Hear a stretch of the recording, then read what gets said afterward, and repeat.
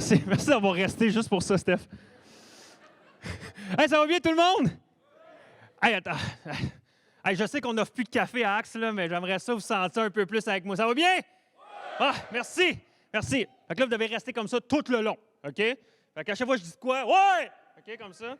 Non, mais hey, yes. Hey, je suis vraiment content d'être là, parce que je suis vraiment excité parce que la semaine dernière, on n'était pas au Théâtre Saint-Hilaire, on était au Cégep de Sherbrooke, mais on a passé un bon temps ensemble. J'ai reçu beaucoup de commentaires. Des gens m'ont écrit en privé sur les réseaux sociaux pour dire « Hey, Jasmin, c'était vraiment le fun. On se sentait comme en gang, on se sentait proches des uns des autres. On entendait les gens chanter, c'était le fun, puis on a passé un bon temps. Puis merci à tous ceux qui étaient là, puis vous continuez à venir semaine après semaine. Vous êtes là encore ce dimanche. Et Pasteur Phil le dit il y a quelques minutes, de dire on est encore sold out aujourd'hui, on est encore plein. Il y a des gens qui reviennent à l'Église. Et ça, je suis content. Donc, c'est la preuve qu'on est content d'être à l'Église. Yeah! Il y en a qui ont compris. Ouais! Juste ça. Puis, je suis vraiment excité parce que non seulement il y a un regain au niveau des adultes ici. On est tous des adultes, ou presque, là, j'ose croire. Mais il y a aussi des enfants, comme les classes de Axe Mini, là, ça déborde, OK, présentement. On est en train d'évaluer d'autres secteurs ici sur le campus, voir est-ce qu'on peut grossir nos classes, parce qu'il y a de plus en plus d'enfants, puis on a des classes de 20, 28 personnes dans la même classe. C'est le fun, c'est bon signe. On a même la jeunesse qui, dernièrement, dans le fond, la jeunesse de la semaine, vendredi dernier, qui était, je pense, un maximum, que ça faisait longtemps qu'il n'était pas été plus de, avec les leaders, tout ça, près de 50 personnes qui étaient à la jeunesse. Puis là, la fin de semaine prochaine, la jeunesse d'Axe 21 s'en va dans un chalet, vont faire une retraite ensemble avec un invité, Ben Louange, puis c'est vraiment cool, puis je veux vous encourager. Cette semaine, priez pour les jeunes. Priez pour les ados d'Axe 21 parce que des moments de retraite, des moments comme ça où on s'isole dans un chalet, c'est toujours des moments clés dans une foi. Surtout quand on est ado, ça fait du bien. On se regroupe ensemble, on passe du temps avec Dieu, puis mon lutrin n'arrête pas de baisser. OK, on va y aller. Mais donc, c'est ça. Donc, priez pour les ados. Priez pour les ados cette semaine, puis je suis certain que Corentin va être super content. Dis-tu là, Corentin? Tu vas être content? C'est ça que je voulais savoir. Parfait! Mais, ouais, prions pour les ados, tout ça. Ceci dit, ce dimanche, je suis vraiment content de continuer la thématique dans le lieu secret. Et cette semaine, on va parler de quelque chose que j'aime vraiment. En fait, moi, depuis que je suis jeune, je suis passionné de la musique, je suis passionné de faire la musique. Et on va parler aujourd'hui de la musique dans notre vie, de la musique dans l'Église. On va parler de la louange. Lorsqu'on chante, lorsqu'on a une personne comme Stéphane ce matin qui chante des chants, puis on va parler de ça. Mon lutrin, il baisse tellement, ça va être drôle. Mais pour vrai, ouais, c'est ça, je suis vraiment excité de parler de la louange. Puis pourquoi qu'on fait ça? Puis cette semaine, j'étais dans une... je vais parler... Ouais, c'est ça. Juste vous dire mon titre de mon message, si tu prends des notes. Toujours important de prendre des notes à l'Église. Chanter dans le lieu secret. Chanter dans le lieu secret. Bref, cette semaine, j'étais dans mon bureau, puis là, j'ai commencé à avoir une crise existentielle. Moi, ça m'arrive souvent, là, tu sais, que c'est pas tant une crise existentielle, mais je me pose des questions existentielles. Tu sais, comme pour moi, c'est vraiment important, pour vrai. Hey, y a-tu quelqu'un, je sais pas, Steph ou Phil ou quelque chose de juste, ouais, aller chercher un autre lutrin, ils sont juste backstage là. Bref, sinon, ça va être drôle toute la journée. Et c'est ça, je me posais, j'avais une question existentielle, puis moi, ça m'arrive. Puis quand je me pose des questions vraiment cruciales comme ça, c'est important que j'aie une réponse, que je fasse des recherches, tout ça. Puis, je vais vous le partager. C'était quoi ma question cette semaine? J'étais dans mon bureau, puis je me disais, j'étais troublé, là, je me disais, veux-tu bien me dire? Oh, merci, Steph. Wouh! That's it. Parfait. J'étais dans mon bureau, je me disais, veux-tu bien me dire? Qui c'est qui a eu l'idée et l'influence folle que partout dans le monde, peu importe ta langue, peu importe dans quel pays que tu es, que quand c'est la journée de ta fête, on chante « Bonne fête ». Il n'y a personne d'autre qui s'est posé cette question-là. Pourquoi? Qui a eu l'idée, là, comme tout le monde dans le monde chante la même toune? C'est juste qu'on chante, on change les paroles de langue, mais on chante toute la même toune. Hey, il faut que tu sois une personne vraiment influente là, pour que depuis 1893, j'ai fait mes recherches, que quand c'est ta fête, on te chante « Bonne fête à toi ». Puis là, on te chante ça là, avec ton nom, là, peu importe. Honnêtement, là, tu penses que ça prend du leadership pour devenir premier ministre? Moi, je pense que ça te prend du leadership pour que partout dans le monde, on chante la même tune à ta fête. Ça, c'est du leadership, qu'on prenne cette personne-là et qu'on la fasse première ministre. Bref, mais, je ne sais pas si vous êtes déjà posé la question, pourquoi qu'on fait ça? Pourquoi on va dans un restaurant, puis il y a du monde qui vient de chanter Bonne fête, puis là, c'est ta fête, puis on va te chanter Bonne fête, puis il y a tout le temps comme Bonne fête à toi, puis on chante ça, puis il y a tout le temps une tante zélée qui part Joyeux anniversaire, aussi 2 fois, puis là, t'es là, ah. Tu sais, la première phrase, elle est fun. La deuxième est malaisante, la troisième, t'es comme, tu sais plus comment réagir. Hein? En tout cas, moi, je le vis comme ça. Mais, je ne sais pas si tu t'es déjà posé la question. Moi, oui, j'ai fait ça cette semaine. Mais, il y a plein de choses comme ça dans notre vie qui sont ancrées. Puis c'est comme à l'Église. Pourquoi on vient à l'Église, puis pendant 20 à 30 minutes, on chante des chansons ensemble?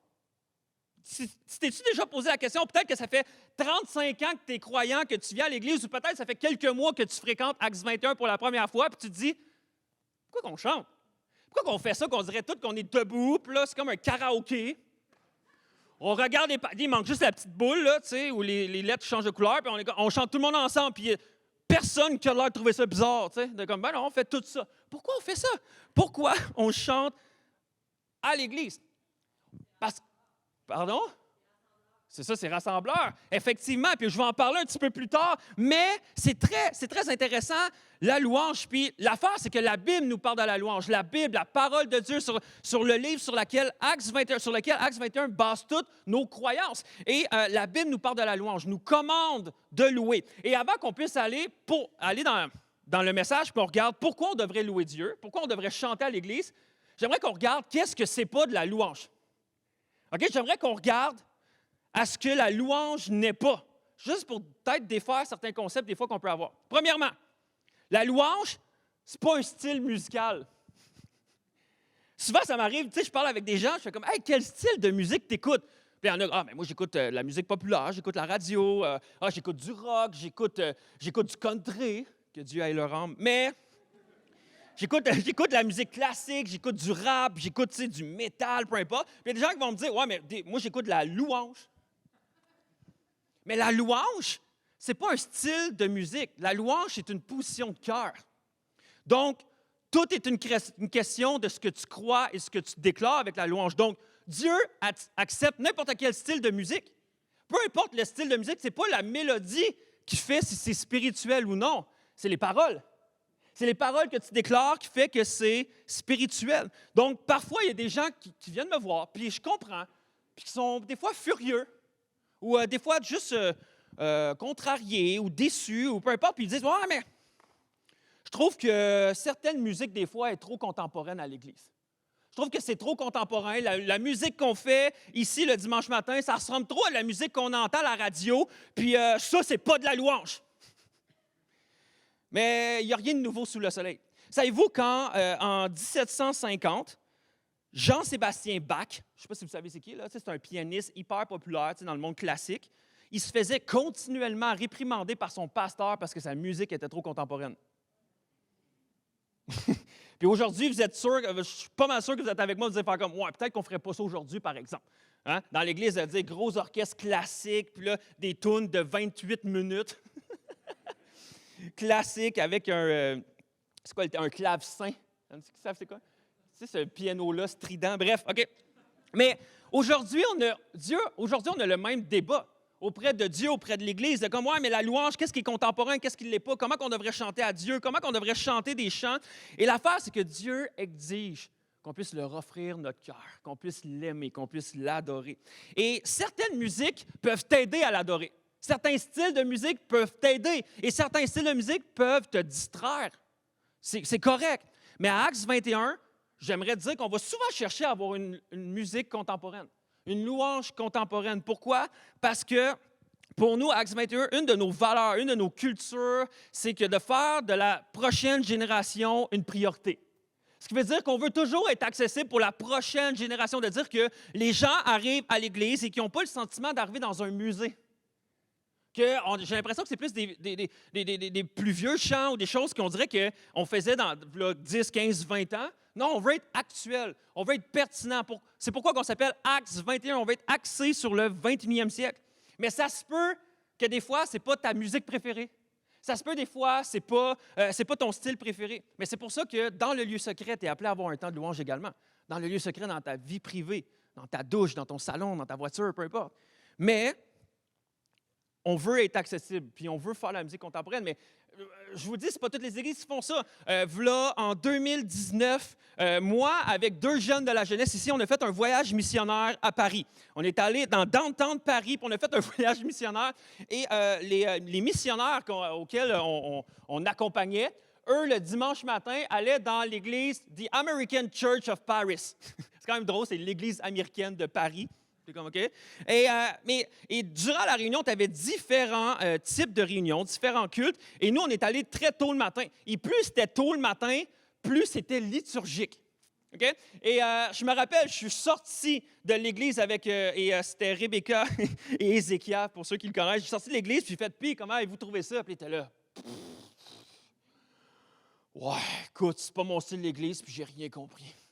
Et c'était très liturgique. Il y avait une chorale en avant, il y avait un petit cahier avec les paroles de chansons, puis il y avait une chorale en avant avec un orgue. Et puis, ils n'ont pas aimé ça. Puis c'est correct, mais ça nous a permis de parler, de faire comme, ouais, mais Dieu reste digne d'être loué, puis il y a des gens qui aiment vraiment ça. Et on parlait avec les missionnaires, puis ils étaient comme, moi, ça, là, c'est qu'est-ce qui me connecte le plus avec Dieu. Puis c'était correct. Mais la réalité, c'est qu'il y a plusieurs styles de musique pour plusieurs styles de personnes. Et c'est important de comprendre ça. Donc, premièrement, la louange, ce n'est pas un style musical. Deuxièmement, la louange n'est pas qu'un moment le dimanche.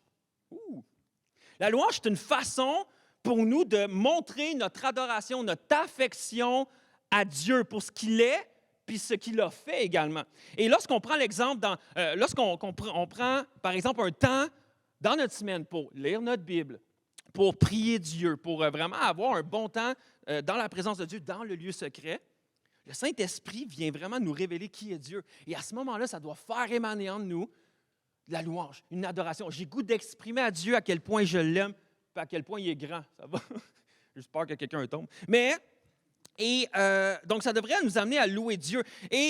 Mais on doit louer Dieu quotidiennement. Ce n'est pas une histoire du dimanche matin que juste quand j'ai un band devant moi, je dois chanter Dieu. Non, c'est quotidien. C'est 365 jours par année.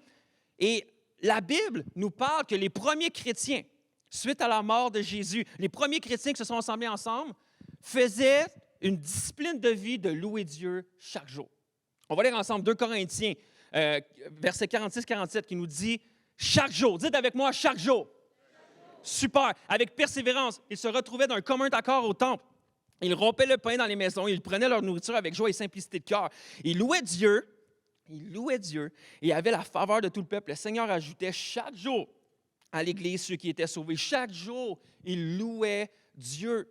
Donc, si on fait seulement de la louange un moment du dimanche matin, ça fait que les autres jours, on n'est pas vraiment en adoration devant Dieu. À chaque jour, on devrait être en adoration devant Dieu parce qu'on a été créés comme des adorateurs. Nous avons été créés pour être des personnes qui adorent. Fait que j'aimerais te dire, soit que tu vas adorer Dieu, soit que tu vas adorer quelqu'un d'autre ou quelque chose d'autre, mais c'est sûr que tu vas adorer dans tes journées. C'est sûr que tu vas adorer. Mais qu'est-ce que tu vas choisir d'adorer? La louange est un outil puissant dans le lieu secret. Dans ta vie privée, dans ta vie personnelle, la louange est un outil puissant pour alimenter ta foi. Pour plusieurs, la douche est un bon lieu secret. Moi, ma douche, là, c'est secret, là. Mais c'est secret avec Dieu, là. C'est nice. Moi, dans la douche, c'est tout le temps là, j'ai mes révélations. Puis c'est juste, je partage un point, là. C'est juste malaisant parce que je suis tout le temps dans notre staff meeting avec les pasteurs. Puis là, j'étais dans ma douche, puis je pensais à telle affaire. Puis là, des fois, c'est une personne, puis là, c'est genre malaisant. Quand tu étais dans ta douche, je pensais à telle personne. Ouais, mais c'est spirituel, là, tu sais. Et, mais c'est juste awkward. Mais parfois, c'est la voiture. La voiture, c'est tellement parfait pour être un lieu secret avec Dieu. Puis certains, vous êtes en mesure de prendre un bon temps avec Dieu, mais peu importe votre lieu secret. Moi, j'ai eu à cœur avec notre responsable des communications, Mélanie, on s'est dit, pourquoi, et si on ne ferait pas une playlist musicale pour vous encourager durant la semaine à prendre un temps avec Dieu de louange dans le lieu secret? C'est pourquoi on a créé une playlist qui est disponible sur Spotify à partir d'aujourd'hui, qui s'appelle « Dans le lieu secret ». Donc, vous avez 5 heures de louange, yes! Alors, 5 heures de louange, 100% francophone, OK? Fait Fait que, puis j'ai essayé de prendre des bonnes chansons, là, idéalement. Mais fait que vous allez pouvoir le retrouver, tout ça. Et puis, ça va vous aider juste à prendre un temps dans le lieu secret. Donc, premièrement, la louange n'est pas un style musical. 2, la louange n'est pas seulement un moment le dimanche, mais une rencontre dans la semaine avec Spotify. OK? Et troisièmement, la louange n'est pas à propos de nous. La louange n'est pas à propos de nous. Combien de fois j'ai pu m'approcher de Dieu et me mettre à chanter? Pas parce que je croyais vraiment ce que je disais. Pas parce que je voulais vraiment honorer Dieu. Pas parce que je chantais que je voulais vraiment élever Dieu dans ma vie. Mais je me mettais à louer Dieu parce que je voulais qu'il me touche. Je voulais qu'il change mes circonstances. Je voulais qu'il me fasse sentir sa présence. Je voulais qu'il me rassure. Je voulais qu'il fasse des miracles dans ma vie. Donc, je le louais pour recevoir quelque chose en retour. Et peut-être ceux qui sont en couple, vous avez déjà expérimenté ça, mais peut-être que vous êtes une femme, puis là, votre mari vous regarde, puis là, il se dit « Hey, je t'ai-tu dit que je te trouvais belle ces temps-ci? » Puis là, t'es comme « Ah, ben merci. » Puis tout. « Ah non, mais pour vrai, je t'aime, puis t'es vraiment belle, tu sais, puis t'es vraiment incroyable, tout ça. » Puis là, tu te rends compte qu'il y a quelque chose derrière la tête. Puis là, tu fais comme « Qu'est-ce que tu veux vraiment? » « Ouais, je peux-tu sortir le week-end prochain avec mes chums de gars? » Elle était comme, non, c'est ça que je me disais. Hein? Tu me valorisais, mais parce que tu voulais quelque chose en retour. Puis je suis certain qu'il y a des coupables. Puis des filles aussi, là. Vous faites ça avec vos maris. Puis, mais la réalité, c'est que, est-ce qu'on fait ça des fois avec Dieu? Hein? On veut dire, hey, Dieu, sais-tu que tu es vraiment bon? Hey, t'es grand, hein? Ouais, fait que tu peux-tu pourvoir à plus d'argent dans mon compte de banque, s'il te plaît? Non, mais je vais te chanter, là. Je vais te louer, t'es bon, t'es grand, t'es merveilleux, mais s'il te plaît, comme pourvoir mes besoins. Hey, s'il te plaît, fais. Et on dirait que des fois, ça devient un genre de chantage. On le fait parce qu'on veut la main de Dieu, mais on ne loue pas Dieu vraiment pour qui il est. Et trop souvent, j'ai été pris là-dedans de ma louange n'était pas là pour servir Dieu, mais je louais pour que Dieu me serve. Et c'est hyper dangereux. C'est pas comme ça. Et à un moment donné, je parlais avec un de mes amis pasteurs. Et ça m'a complètement touché ce moment-là quand je parlais avec lui. Puis il me dit, « Hey, Jasmin, il me posait la question, est-ce que tu continuerais de louer Dieu si pour le restant de ta vie, il n'agirait plus? Il ne ferait plus rien dans ta vie, là. Est-ce que tu continuerais de louer Dieu? » Puis là, j'étais comme, je ne comprends pas trop, fait que je te continue. Il était, OK, Jasmin, est-ce que Dieu est digne de louange, d'adoration, d'être élevé, même s'il n'agit pas dans ta vie? Puis là, j'étais là, ouais. Il dit, OK, mettons que tu es triste, tu es anxieux, que tu chantes, puis après avoir chanté, tu restes triste et anxieux. Est-ce que Dieu reste digne d'être loué et d'être adoré? Je fais, ouais. Puis là, il enchère, il continue d'enchérir, puis il fait comme, si tu as besoin d'un miracle et que tu te mets à louer Dieu pour qui il est, parce que c'est le Dieu des miracles, mais que tu ne reçois pas ton miracle, est-ce que Dieu reste digne d'être loué et adoré? Puis j'ai fait, ouais. Puis il a dit, Jasmin, tu n'es pas appelé à louer Dieu pour un miracle. Tu n'es pas appelé à louer Dieu pour qu'il te fasse sentir mieux. Tu n'es pas appelé à louer Dieu pour qu'il fasse sentir sa présence. Tu n'es pas appelé à louer Dieu pour qu'il réponde à ton besoin. Je suis appelé à louer Dieu parce qu'il a déjà répondu à mes besoins.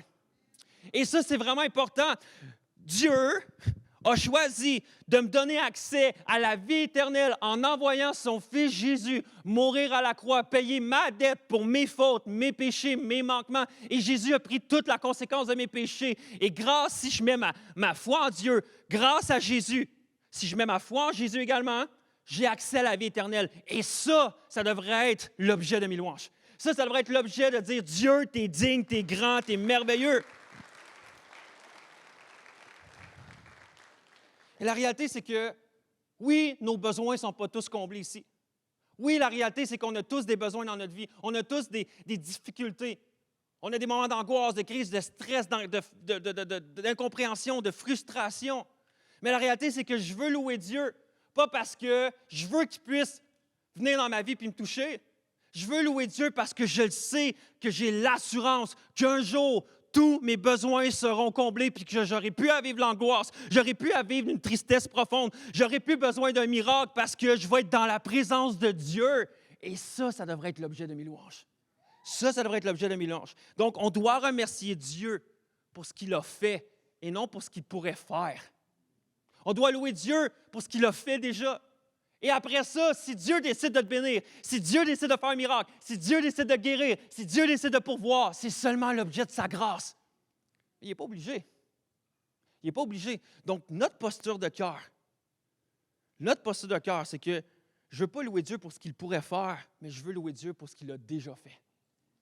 Et ça devrait mériter notre louange constante. Constante. Donc, premièrement, la louange n'est pas un style musical. 2, la louange n'est pas qu'un moment de dimanche. Et troisièmement, la louange n'est pas à propos de nous. Puis pour les minutes qui me restent, je veux prendre le temps de parler avec vous pourquoi on devrait louer Dieu. Pourquoi on devrait se faire une discipline spirituelle, autant le dimanche matin, mais surtout dans le lieu secret, de louer Dieu. Premièrement, la louange nous rappelle sa parole.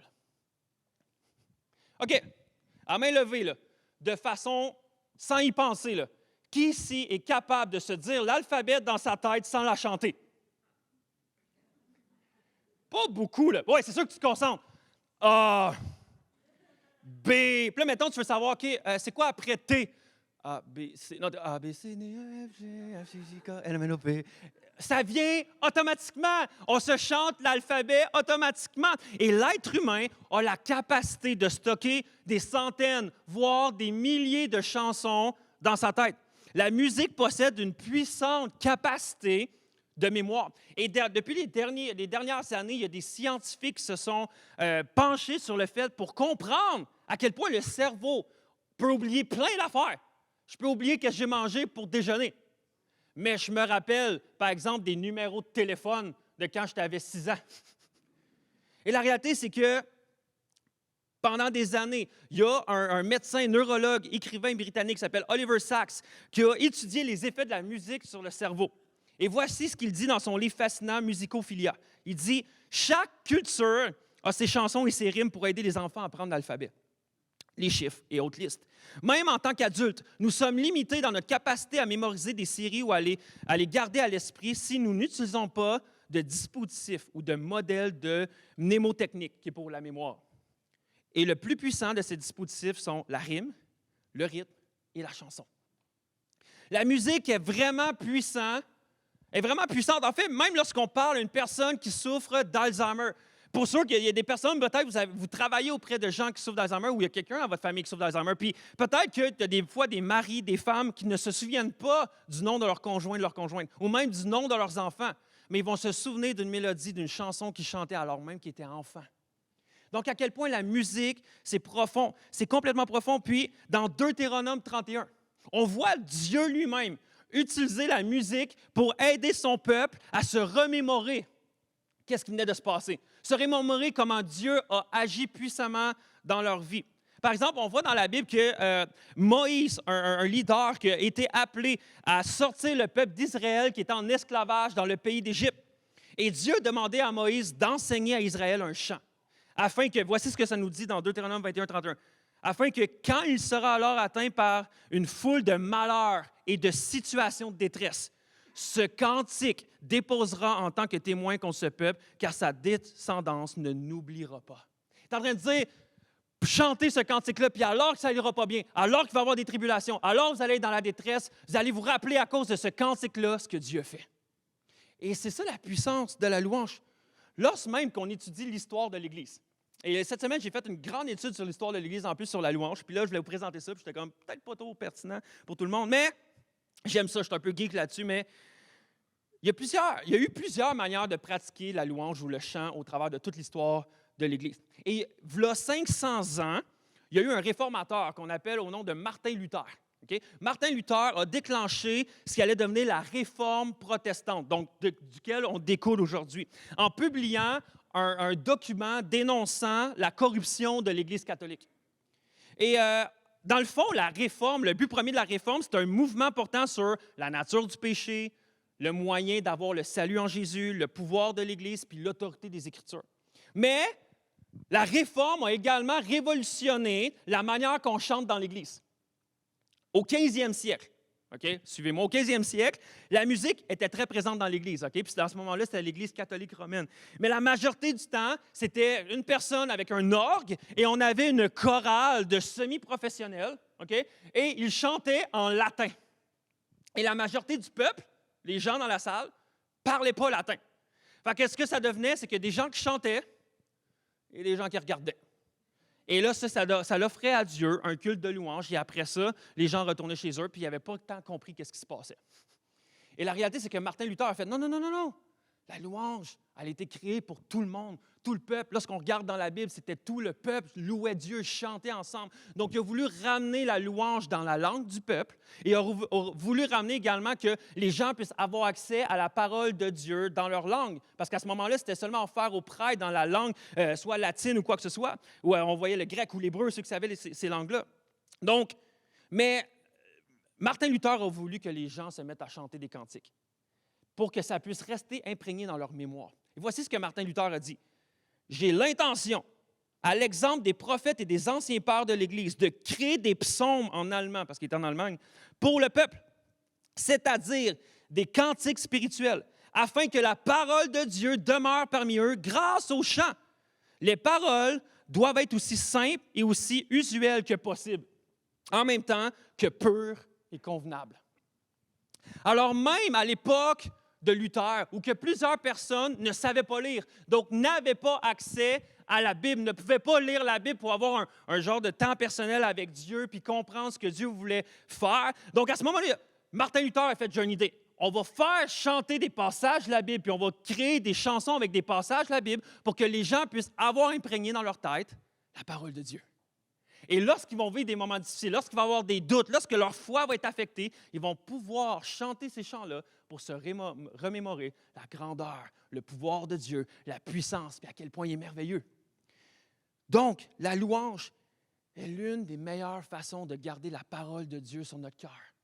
C'est une des meilleures manières de garder ça sur notre cœur. Lorsqu'on vit des temps d'angoisse, de stress, d'anxiété, de colère, de peur, d'incompréhension, l'une des meilleures manières d'apaiser notre âme, c'est de passer du temps dans la parole de Dieu. Mais des fois, on n'a pas toujours le temps. On n'a pas toujours la possibilité de s'arrêter et de dire, maintenant, je suis au travail. Là. Puis là, je viens de me pogner avec mon boss ou je suis à la maison, je suis en train de faire la vaisselle, mes enfants sont en train de chicaner, je suis en train de capoter. Je n'ai pas le temps peut-être de dire, là, temps mort, on va prendre un temps, lire ma Bible. Des fois, tu n'as pas toujours le temps. Mais la réalité, c'est que chanter est toujours accessible. Chanter, puis tu peux chanter dans ta tête, tu peux chanter à haute voix, peu importe, mais chanter est toujours accessible. Et à ce moment-là, ça vient apaiser ton âme. Hier, je suis montré à Montréal, voir des amis, puis en descendant, j'écoutais un podcast. Et c'était un podcast avec une dame qui s'appelle Sonia Lupien. Okay? Sonia Lupien, c'est une neuroscientifique et professeure titulaire à la faculté de médecine de l'Université de Montréal. Et également directrice du Centre d'études sur le stress humain à Montréal. Okay? Donc, à l'Institut d'Université de la santé mentale de Montréal. Bref. Puis, c'était vraiment fun. C'était un podcast, puis elle partageait tout comment que le stress, l'anxiété est vraiment présente dans notre société présentement, puis comment nous aider à vaincre le stress et l'anxiété. Qui ici peut avoir des moments de stress et d'anxiété? Bien sûr! Fait que c'est pour toi, ça.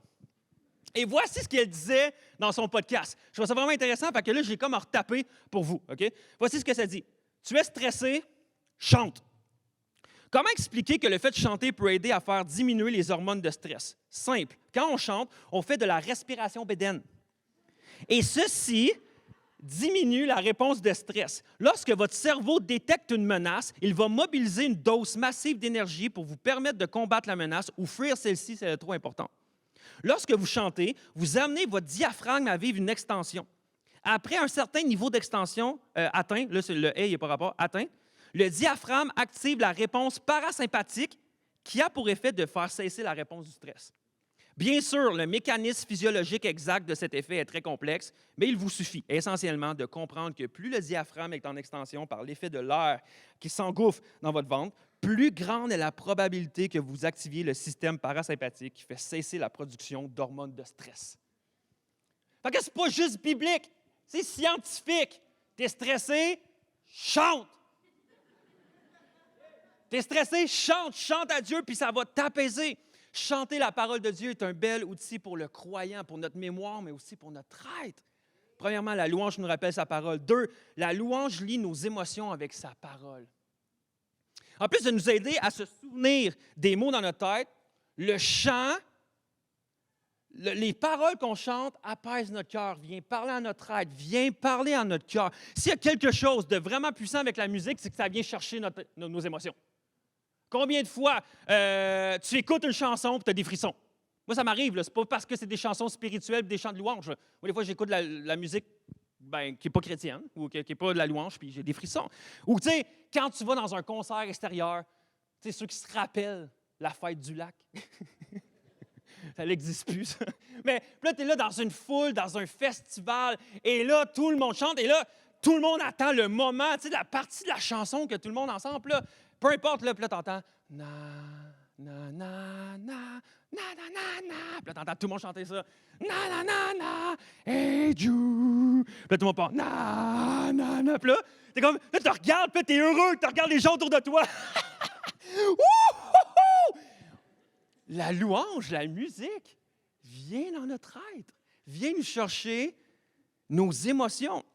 T'écoutes un film, enlève la musique d'un film, ça devient bizarre.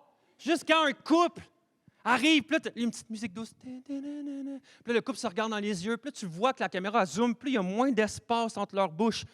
Puis là, tu es là, c'est beau, ils vont s'embrasser. Imagine, enlève la musique, tu entends juste...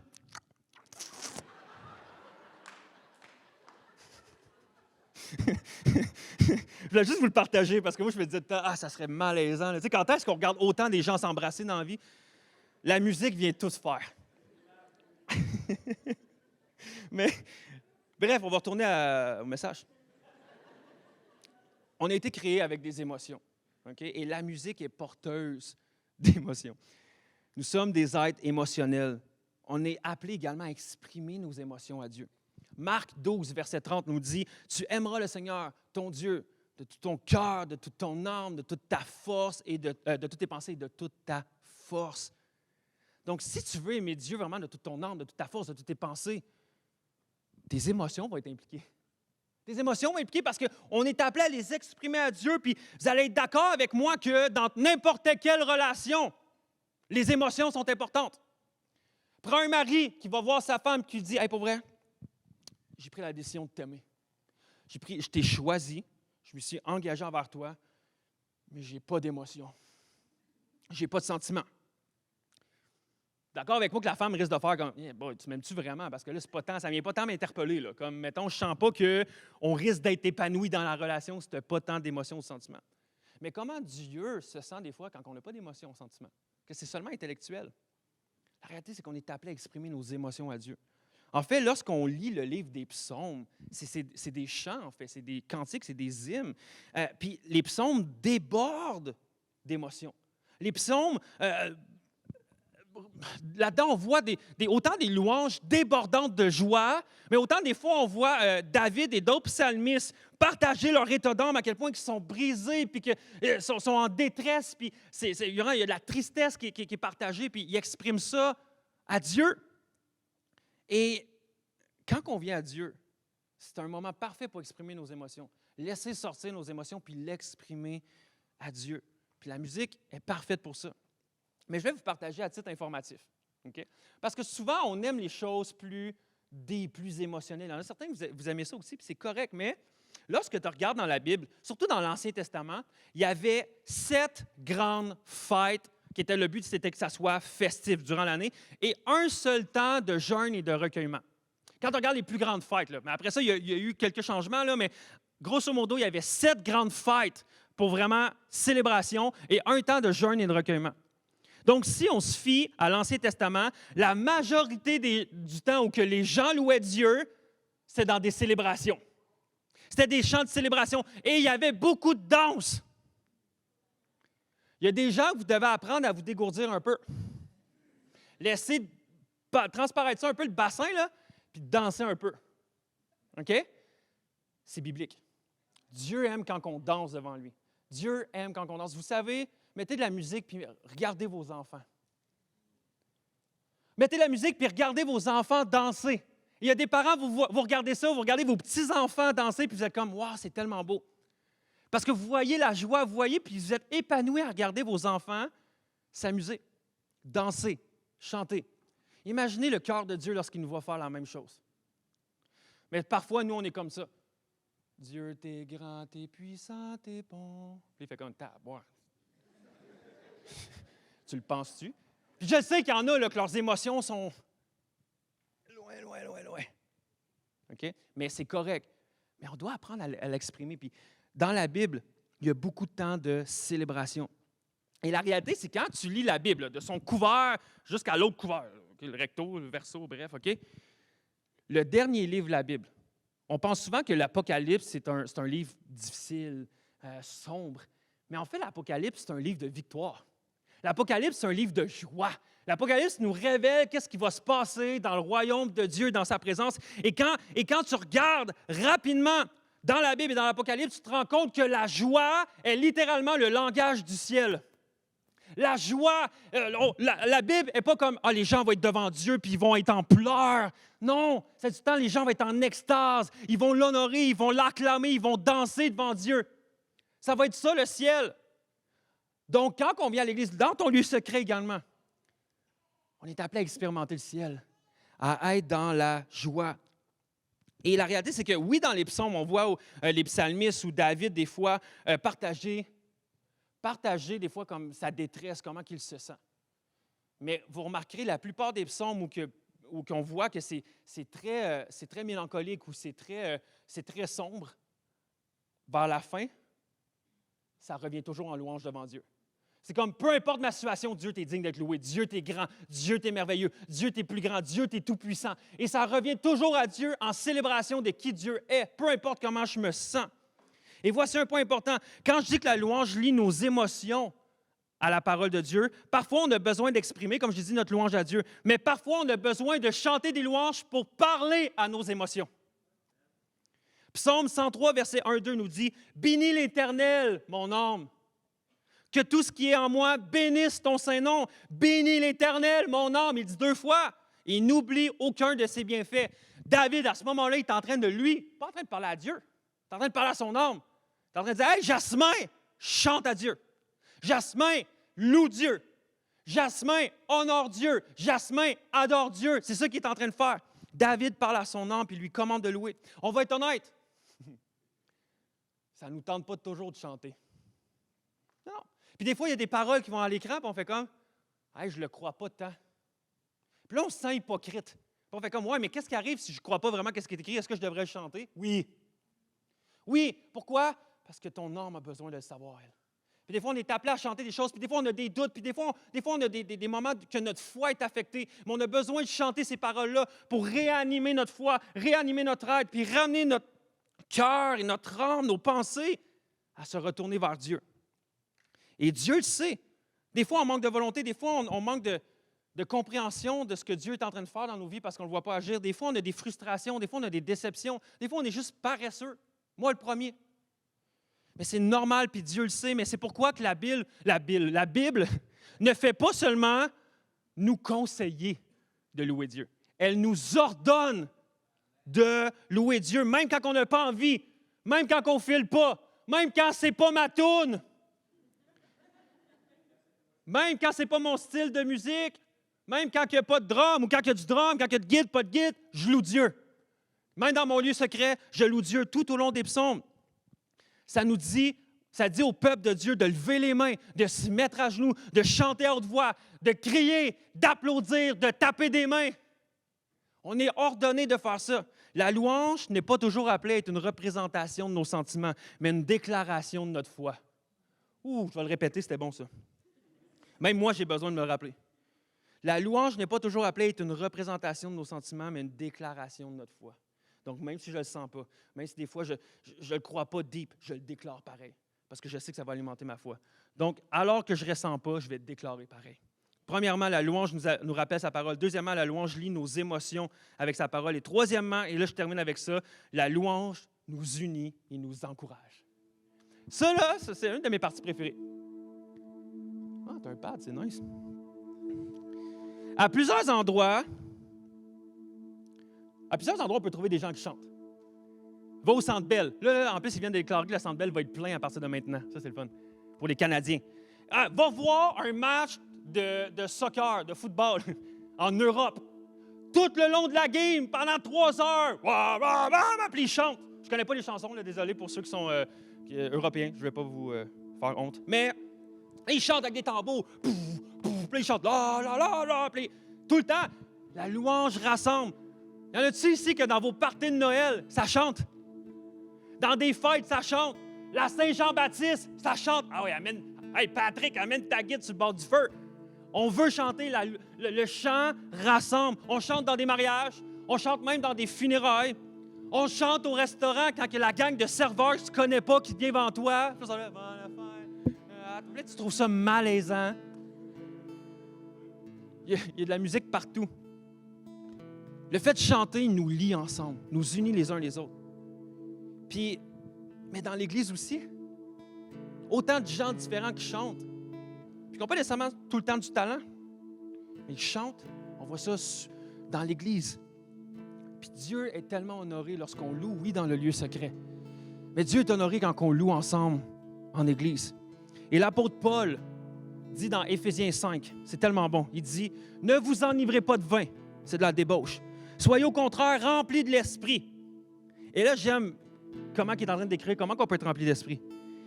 Comment on peut s'entretenir, en fait. Entretenez-vous par des psaumes, par des hymnes, par des cantiques spirituels, chantant et célébrant de tout votre cœur les louanges du Seigneur. Entretenez-vous les uns les autres. On se chante mutuellement des psaumes, des hymnes, des cantiques.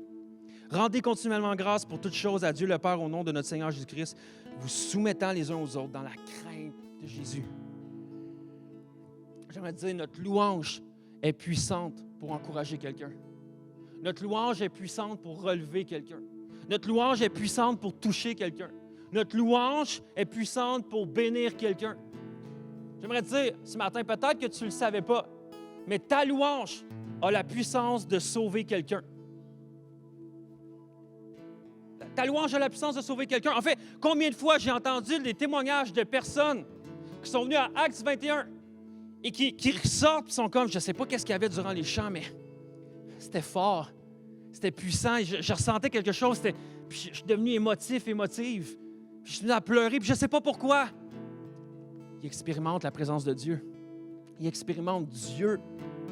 Moi, il y a une personne dans mon groupe Connexion, où est-ce qu'encore dernièrement, elle nous partageait ça, qu'elle ne se rappelle pas pantoute la prédication de la première fois qu'elle est venue à l'Église. Elle a dit, je ne comprenais pas trop. Mais elle dit, quand la musique elle a commencé, puis les gens se sont mis à chanter, puis là, les gens sur le stage chantaient, mais les gens dans la salle, elle dit, je me suis mis à pleurer, puis je n'ai pas arrêté de pleurer. Puis j'ai trouvé ça tellement beau, puis je suis revenu la semaine d'après parce qu'il y avait quelque chose de fort qui était là, puis il fallait que je revienne.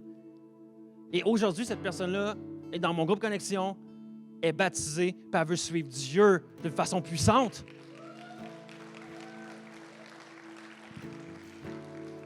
La Bible nous enseigne que Dieu siège au milieu des louanges de son peuple. Lorsqu'on chante, Dieu vient siéger au milieu de nous. Autant dans l'Église, mais aussi dans notre lieu secret, mais également dans l'Église. Alors, quand je dis que ta louange peut sauver quelqu'un, je suis en train de dire que ta louange peut amener la présence de Dieu à toucher la vie de quelqu'un. Parce que je ne suis pas en train de dire que toi, tu as la puissance de sauver quelqu'un. En fait, peut-être que quand tu chantes, c'est plus que quelqu'un veut se sauver. Mais continue de chanter. Mais en fait, je suis en train de dire que Dieu va sauver des gens au travers de ta louange. Dieu peut sauver des gens au travers de ta louange. Quand tu chantes, tu es en train d'encourager quelqu'un. Tu es en train d'élever quelqu'un. Tu es en train de bénir quelqu'un. J'ai besoin de ta louange. Quand je suis ici à ma place, peu importe, j'ai besoin de ta louange. J'ai besoin que tu m'encourages. Tu as besoin que la personne à ta gauche t'encourage, la personne à ta droite t'encourage. Vous savez, la louange de Dieu, la louange que la Bible nous enseigne à avoir, a toujours été voulue pour qu'elle puisse être participative. Je m'explique. Le but là, des chants, ça a toujours été que le peuple ensemble chante, que le meilleur instrument qu'il peut avoir dans un groupe de louanges, c'est quoi? C'est notre voix. Parce que c'est ça que Dieu veut entendre. C'est ça que Dieu veut entendre, notre voix qui s'exclame à lui. Et la réalité, c'est que la louange a toujours été là pour être participative, donc que tu participes dans la louange. Quand tu ne chantes pas, il manque un instrument.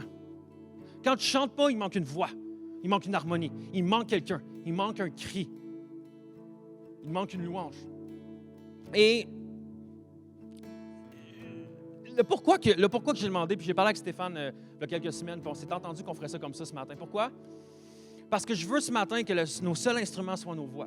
Et la réalité, c'est que juste pour revenir au cœur de la louange ensemble, au cœur de la louange que moi je suis le premier J'aime ça quand il y a un drum qui joue fort. J'aime ça quand il y a un bassiste. J'aime ça quand il y a 3 guides électriques en même temps. Ça, c'est ma manière de louer Dieu que j'aime et que je préfère.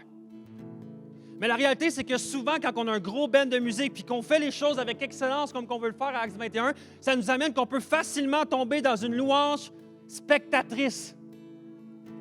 Et qu'est-ce que ça fait? Ça fait que tu peux rester à ta place, te croiser les bras et regarder quelqu'un louer. Et là, tu fais « Ah, c'est le fun, je regarde quelqu'un louer. » Mais ça n'a jamais été le but et l'intention de la louange. Le but de la louange a toujours été que tu puisses, toi, participer. Que ça puisse être ensemble, qu'ensemble, on participe à cette louange-là. Donc, aujourd'hui, ce matin, je veux que notre louange puisse être participative. Ensemble, on participe. Parce que tu peux regarder juste Steph, là, mais tu ne seras pas super diverti. En plus, il est assis. Puis là, c'est pas que t'es plate, là. T'as raison. Là, vous riez, puis là, il se sent mal, puis là, il faut que je règle ça dans le cou. Ah, bref. Non, la réalité, c'est que, c'est ça, on va pas être, tu sais, ça va pas super bouger, puis il n'y aura pas de la pyrotechnie, là. Ça va être juste nous qui chantons. Mais est-ce qu'on peut s'encourager ensemble avec nos louanges? Est-ce qu'on peut se lever ensemble, juste mettre notre masque, on va louer Dieu ensemble? Yeah. Ça commence, ça dit taper des mains dans la Bible, lui, comme j'oublie.